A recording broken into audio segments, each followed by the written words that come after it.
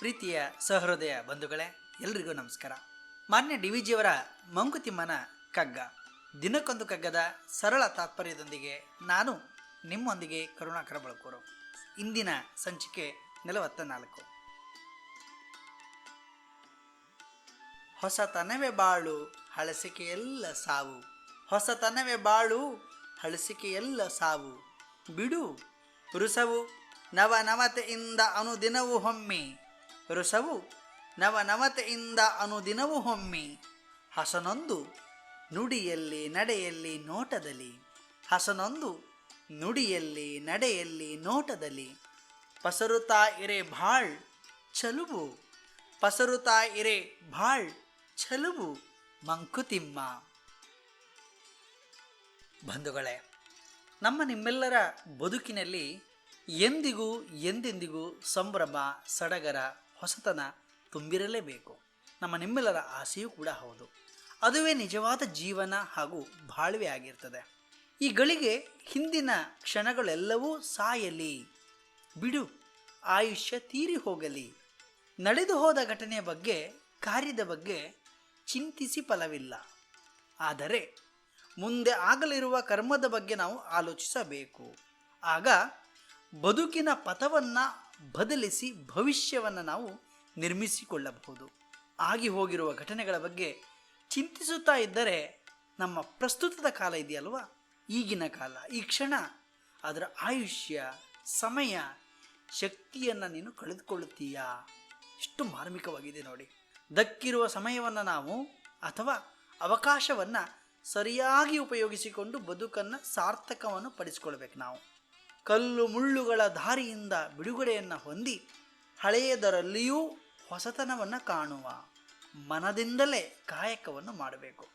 ಪ್ರತಿ ಕ್ಷಣಗಳು ರುಸವು ನವನವತೆಯಿಂದ, ಹೊಸತನದಿಂದ ದಿನನಿತ್ಯವೂ ಹೊಮ್ಮುತ್ತಿರಲು ನುಡಿಯಲ್ಲಿರಬಹುದು, ನಡೆಯಲ್ಲಿರಬಹುದು, ನಮ್ಮ ನೋಟದಲ್ಲಿರ್ಬೋದು, ಅಲ್ಲಿ ಒಂದು ಶ್ರೇಷ್ಠತೆ ಇರ್ತದೆ. ಆ ಶ್ರೇಷ್ಠತೆಯನ್ನು ಹುಡುಕಾಟದಲ್ಲಿ ನಾವಿದ್ದಾಗ ಹರಡುತ್ತಿದ್ದರೆ ನಮ್ಮ ಬಾಳು, ನಮ್ಮ ಜೀವನ, ನಮ್ಮ ಬದುಕು ಚಲುವಾಗಿ ಇರುತ್ತದೆ. ಈ ಚಲುವೆನ್ನುವಾಗಲೇ ಅದರೊಳಗಡೆ ಒಂದು ಸೌಂದರ್ಯ ಪ್ರಜ್ಞೆ ಇದೆ. ಪ್ರತಿಯೊಬ್ಬ ಮನುಷ್ಯನಿಗೂ ಕೂಡ ಇದು ಅಗತ್ಯ, ಬೇಕೇ ಬೇಕು. ಆ ಅಂತಃಕರಣದ ಒಳಗಡೆ ಸೌಂದರ್ಯ ಪ್ರಜ್ಞೆಯನ್ನು ನಾವು ಕಂಡುಕೊಳ್ಳಬೇಕು. ಪ್ರತಿಯೊಂದು ವಸ್ತುವಿನಲ್ಲಿಯೂ ವಿಷಯದಲ್ಲಿಯೂ ಸೌಂದರ್ಯ ಪ್ರಜ್ಞೆಯನ್ನು ಕಾಣುವ ಪ್ರಯತ್ನವನ್ನು ನಾವು ಮಾಡಬೇಕು.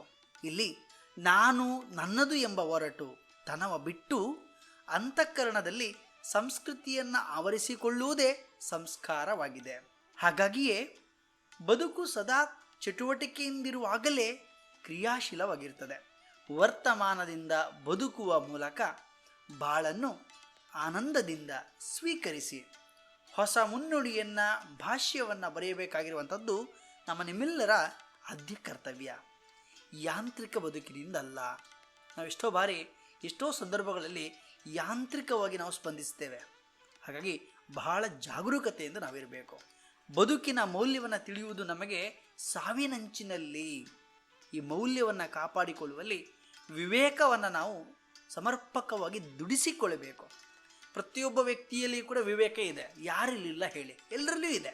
ಆದರೆ ಯಾವ ಸಮಯದಲ್ಲಿ ಅದನ್ನು ಹೇಗೆ ಸದುಪಯೋಗ ಮಾಡಿಕೊಳ್ಬೇಕು ಅನ್ನೋದ್ರ ಬಗ್ಗೆ ಸ್ವಲ್ಪ ಗೊಂದಲ ಇದೆ.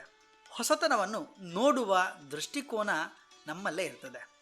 ಸಾವು ಸದಾ ನಮ್ಮೊಂದಿಗೆ ನೆರಳಿನಂತೆ ಜೊತೆಯಾಗಿರುವುದರಿಂದ ಜೀವಂತ ಇರುವಾಗಲೇ ನಾವು ಸತ್ತವರಂತೆ ಕೆಲವು ಬಾರಿ ಬದುಕ್ತಾ ಇರ್ತೇವೆ.